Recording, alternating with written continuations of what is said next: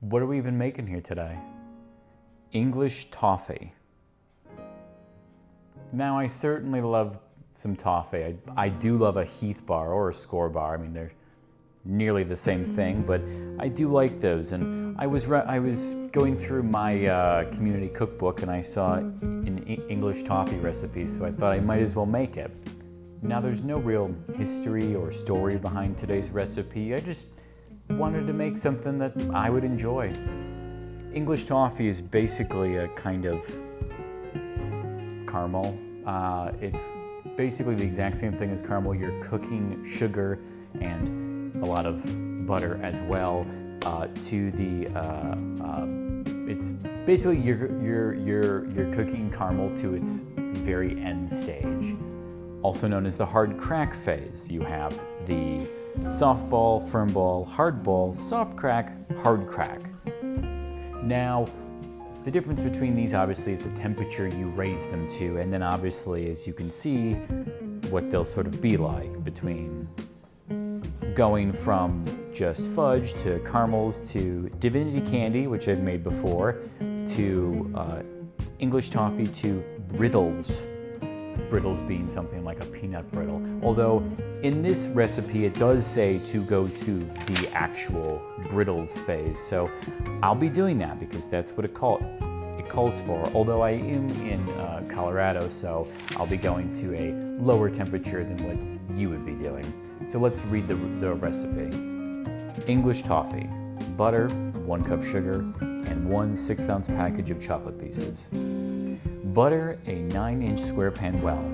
Combine 1 cup butter and sugar in a small heavy saucepan. Cook over moderate heat, stirring consistently until candy thermometer registers 310 degrees. Candy should be a caramel color. A small amount of syrup should form a hard ball when dropped into cold water and be brittle when removed from water. Pour candy quickly into buttered pan. Melt the chocolate bits in top of double boiler. Spread over surface of hardened candy. Cool until chocolate is hardened. Turn candy over and spread with remaining melted chocolate bits. Cool until hardened. Break into pieces and store in a tightly covered tin for at least 2 days to develop the flavor. Yield 1 pound of candy. Now I'm changing the recipe slightly because I'm looking to make more like little chocolate bars, like little Heath bars. So I'm not doing a 9-inch square pan. Instead, I'm doing a baking pan, which is about 12 by 20 inches or so, I would say. You can do whatever size you want. It doesn't really matter. Definitely make sure it is very well buttered or you're gonna have a really hard time getting this out. The other thing I'm changing is basically what this recipe is calling for is you just make a big sheet of hard toffee, you put the chocolate, you flip it, you do it, you smash it, and then you just have all these little random bits and pieces. What I'm going to do, it's a little different. I'm going to take a pastry cutter, a dough cutter, and I'm going to simply cut bars into it while it's still warm, not when it's really hot, when it's still warm and sort of pliable, and then I'm gonna let that cool. And then put the chocolate, flip it, do that, and then break it because it'll break into little bars, or more or less it'll break into little bars. The part where you store it in a tin for no less than 2 days before you have it to develop flavor, I don't really think it's gonna develop a lot of flavor. I don't really see how waiting is going to change a whole lot. Certainly you wanna have it completely cool for it to develop the flavor. But just putting it in a tin, I don't think that's really going to change a whole lot. So you don't necessarily have to wait the whole 2 days. I'm not going to wait the whole 2 days. I'll have it later today once it's fully set and cool.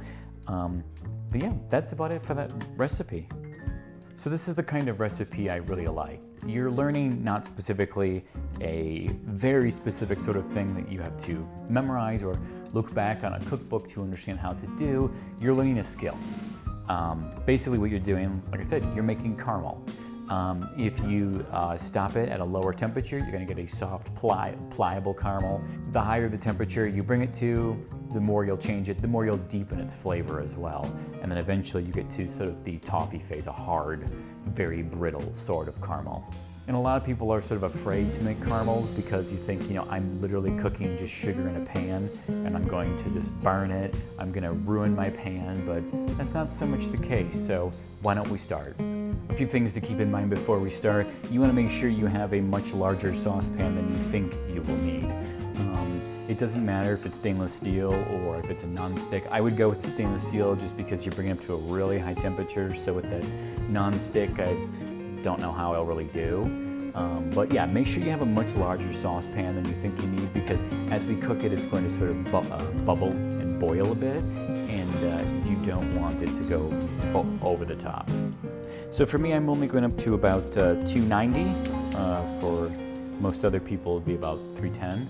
But because I'm at a higher altitude, water in general things come to a boil at a lower temperature. So we're going to add our butter. It doesn't matter if you add your butter or your sugar first, you're going to have them both in there anyway. I'm going to start this off at a fairly high temperature to bring it up, but I'm going to very quickly bring it down to a medium. And we're going to add our sugar in. And we're just going to let the butter melt and the sugar sort of combine with it. And again, there's nothing to be too scared of, making caramels, that is. Now you can make caramels simply just with sugar, without any kind of butter in it whatsoever. Those typically will be a much harder sort of caramel. If you're looking to make soft caramels, you definitely want to add butter to it. But for us, the butter's more for the flavor, because of course we're bringing it up to its maximum temperature. And the butter at such a high temperature, along with the sugar, will give it a nice, nutty toffee nut sort of flavor, what you'd expect from a toffee nut. All right, so we're just gonna keep stirring this until eventually all the butter melts and everything incorporates. We'll know we're getting closer to being done when it starts to foam and it starts to sort of rise. And we'll be looking for sort of a deep amber color. At that point, we know we're done. I'm gonna temp it too, but just based on that color, I'll know that it's good to go.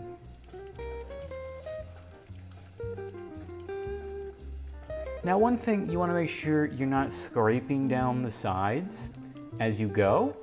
If you do, you're going to mix the crystallized sugar in with the rest of it, and it's going to crystallize, and then you're just gonna have kind of like a wet sand consistency. You just wanna do a consistent stirring, sort of all the way around. And if you do get to the end and you notice it has that sort of consistency, just keep it on sort of a low, medium heat, keep stirring it, and it should come together anyway. Because when it's at that sort of high heat, it does come back together. Another trick, if you're really having a hard time with it, just add about 1/4 of a cup or a little less of corn syrup as well into the mixture, and it should help it as well. Now you want to make sure you have your container that you're going to pour this into. If it's a baking sheet or like a Pyrex bowl or something, you want to make sure you have that ready. Originally I had just buttered it, but I just put some parchment paper in there. It'll be a lot easier than the buttering.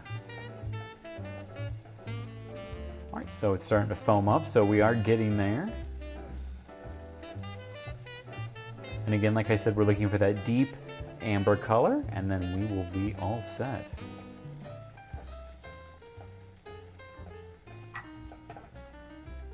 And you really have to just continuously stir this the entire time, or yeah, it'll just burn. It'll be a huge mess. Now it will change pretty quickly from the sort of golden yellow kind of color to the color you're looking for, so just keep an eye on it. All right, you can see it's starting to kind of change. You see some of that sort of brownish hue.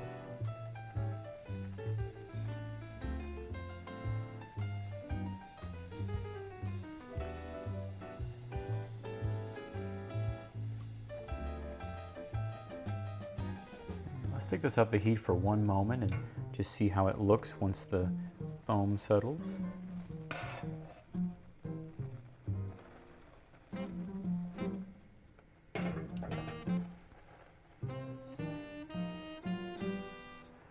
All right, certainly changing color now. All right, I'm gonna take this off for one moment. You can see deep below this sort of foam how dark it is. So I think we might be there.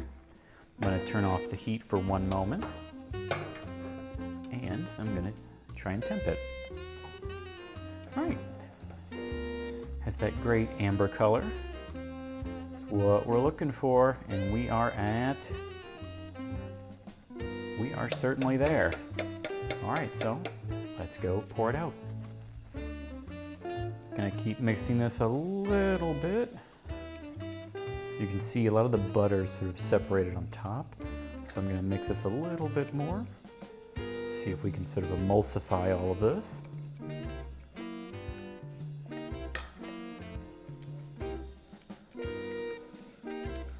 Just a little off camera so I have better leverage. All right, we pretty much got the butter to incorporate. Now we're just going to pour it directly on here. All right, we have a little bit of time. You can see all the butter around it. We are just going to try and bring this together and work with it while it cools.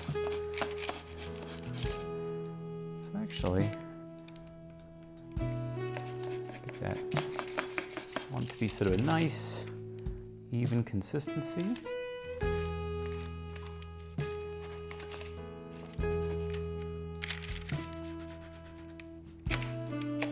By consistency, I guess I should say, like thickness all the way around. So I'm gonna kind of just keep working with it until we can get it pretty consistent.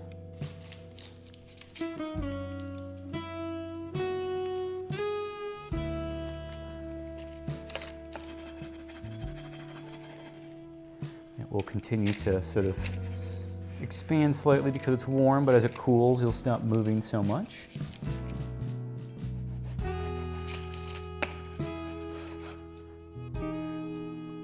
I'm actually going to take a paper towel and absorb a little bit of this butter.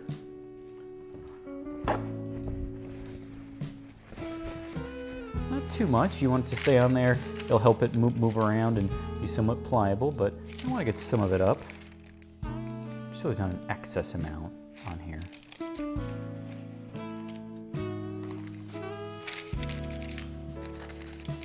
Perfect. All right, I can feel it starting to become significantly more firm. Its movements. I'm not going to cut it yet. I'm going to wait till it's even more cooled down, so that it actually retains its sort of cut marks. All right, I'm gonna give it a couple minutes, let it cool off a little bit more. Still feels very warm, let it cool off, and then I'm going to do its final shaping, and hopefully I should be able to cut it into strips. All right, feeling it, I can still feel it's very warm, but it is significantly more firm. So let's give it another shaping.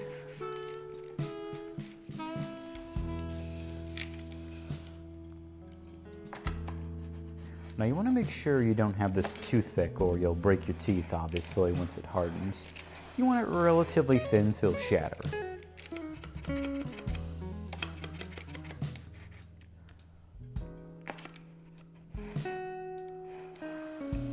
It's best to use a straight line as sort of your guidepost. Makes it pretty easy to do as opposed to trying to make all your own straight lines.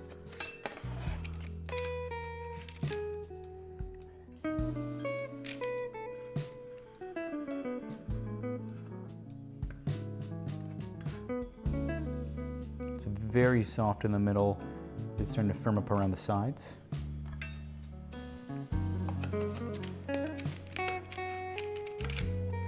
don't we give it some light cuts here?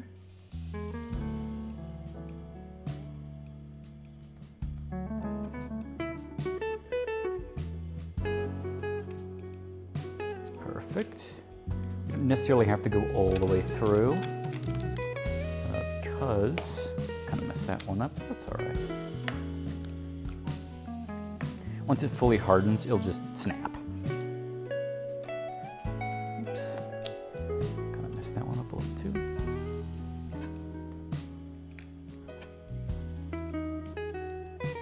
Perfect. We'll cut lengthways. I think about that big is good.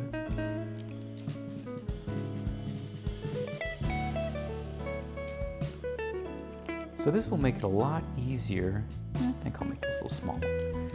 This will make it a lot easier for when we actually get to the final stage when we break it apart, to break them apart if they have these pre-cut lines in them.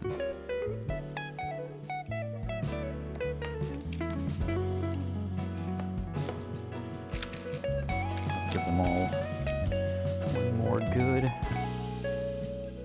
run.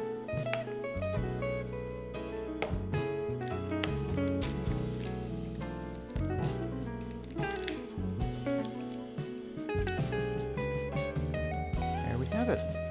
You're perfect. You're not going to have perfect at home like that, but I'd say they're pretty good. Now we're going to let this completely cool, just at room temperature.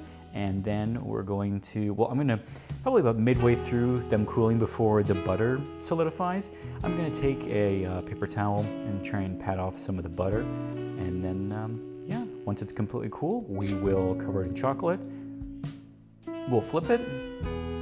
We'll sort of break it apart. And we'll chocolate the other side as well. All right, so we've got the chocolate that I had over the double boiler. Melted that. All you really do for that, of course, is you get a saucepan with some water, get it on a boil, put another pot over it with whatever it is. In this case, it's just chocolate, and then you're going to melt that. You want to leave it with the saucepan so that it stays in its liquid form as long as possible. I'm going to switch it up a little bit from what the original recipe called for. And I'm just going to take these, and they actually, because I had originally scored them, they just broke right apart. No problem, I just get a slight drop. So I'm just going to take these, put them in. I'm just going to do them like this, actually. Instead of doing the whole sheet and then flipping it over and doing it that way, I'm just going to do it like this.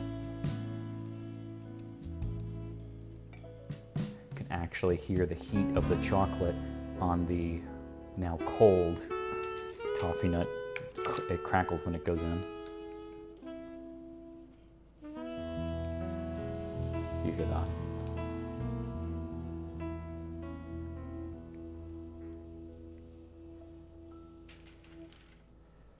All right, now we're just going to do this with all of these pieces, and then we're going to let them sit completely cool. You can put them in the fridge as well to cool, and then I am going to try one.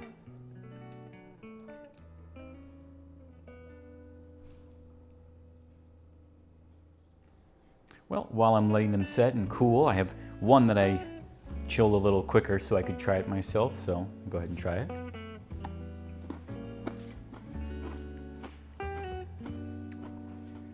And yum. It tastes just like a Heath bar. Although Heath bars have like slivered almonds in them too, so if you really wanted to replicate something like that, you could always just put that in there too. But it's very good. I was a little afraid that the caramel, the toffee, would be too hard, but it's exactly correct. It's perfect, actually. So I just want to thank you for joining me.